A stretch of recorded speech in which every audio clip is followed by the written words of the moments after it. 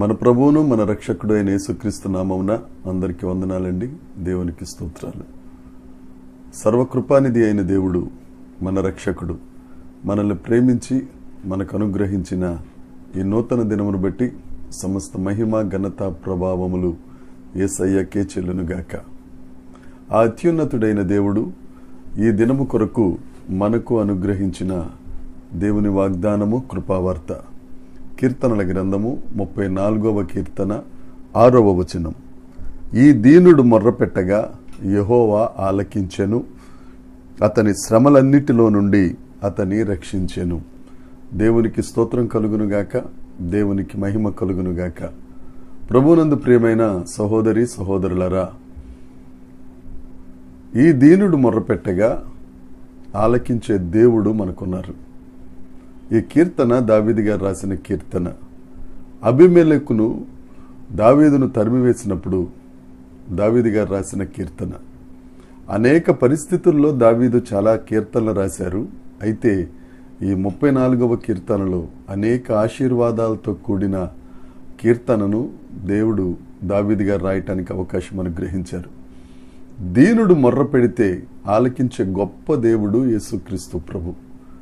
ఈ లోకరీత్యా మనం చూసుకుంటే దీనుడు ఏది ఇచ్చినా గాని, ఏ విన్నపం చేసుకున్నా గాని పట్టించుకునే వాళ్ళు ఎవరు ఉండరు. ఆదికాండం నుంచి ప్రకటన గ్రంథం వరకు దీనుడు ప్రార్థన చేయగా ప్రార్థన ఆలకించే గొప్ప దేవుడు యేసుక్రీస్తు ప్రభు. నీ ప్రార్థన ఆయన ఆలకిస్తారు. ఏ పరిస్థితులలో నువ్వు ఈ దినాన్న దిగులుగా ఉన్నావో, కలత చెందుతూ ఉన్నావో, నా మొర దేవుడు ఆలకించట్లేదని నువ్వు చాలా సంక్షోభంలో ఉన్నావో, దేవుడు నీతోనే మాట్లాడుతున్నాడు.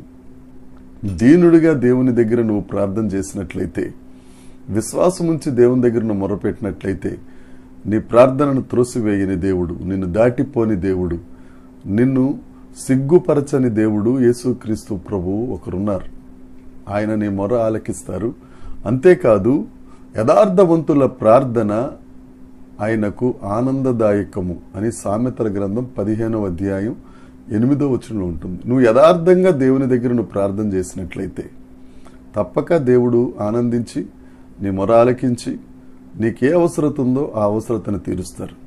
నీ శ్రమలన్నిటిలో నుండి ఆయన నిన్ను రక్షించును అని ఈ దినపు వాగ్దానం.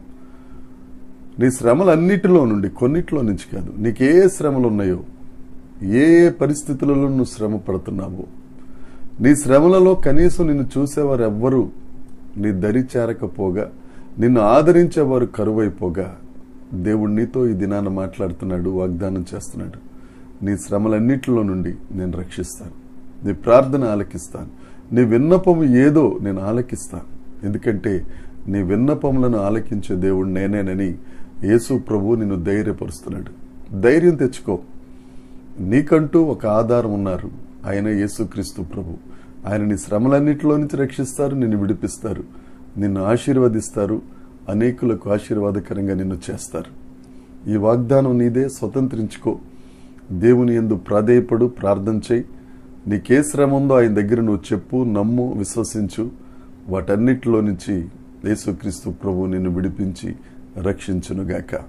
ప్రార్థన చేసుకుందాం. పరలోకమందున్న మా తండ్రి, పరిశుద్ధుడా, గొప్ప దేవుడా, మీకు స్తోత్రం నాయన. ప్రార్థన ఆలకించువాడా, మా విన్నపములు ఆలకించే దేవుడా, నీకు స్తోత్రం. దేవునైనా మా ప్రార్థనను ఆలకించి మాకు ఉత్తరం ఇచ్చి, నీ పరిశుద్ధత తోడని మాకు మాట ఇచ్చి, మా శ్రమలన్నిటిలో నుండి మీరు మమ్మల్ని రక్షిస్తున్నందుకై నీకు వందనాలు. ఈ దినాన్న ఎందరైతే ప్రభు శ్రమల్లో కొట్టుమిట్టాడుతున్నారో వారు ప్రార్థన చేయగా వారి ప్రార్థన ఆలకించినందుకు, శ్రమలన్నిటిలో నుంచి వారిని రక్షించినందుకు నిన్ను మాత్రమే స్తుతిస్తూ మహిమపరుస్తూ యేసుక్రీస్తు నామమున ప్రార్థించి అడిగి వేడుకొనుచున్నాము తండ్రి, ఆమేన్. దేవుని కృప మనందరికీ తోడై ఉండునుగాక. ఆమేన్, ఆమేన్, ఆమేన్.